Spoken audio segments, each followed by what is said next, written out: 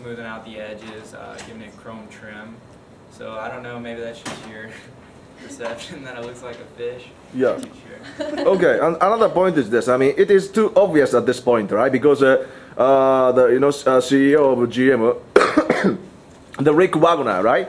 And he was forced out, and now Fritz Henderson is at the CEO position, But point is this, it's too obvious. I mean, GM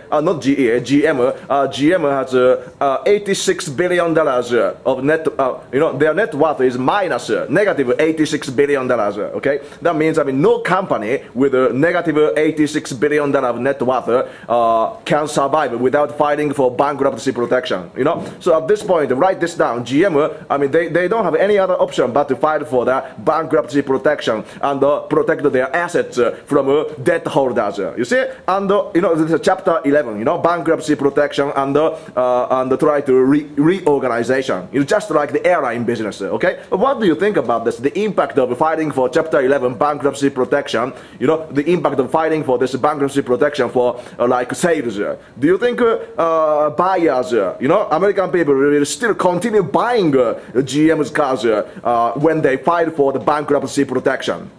What do you think about this? That's what, I mean, a lot of people these days are arguing. I think consumers will still buy them because it's not really about the bankruptcy of the company, it's still about the quality of the car, and if they're still able to put out a quality vehicle and people can recognize that, I think that people are still going to buy them.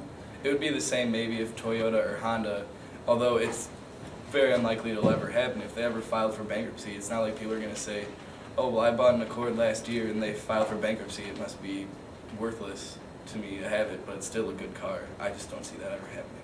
Yeah, I think consumers also realize like what's going on in the economy, and they also know that if you buy an American-made car, it's going to also help your economy too.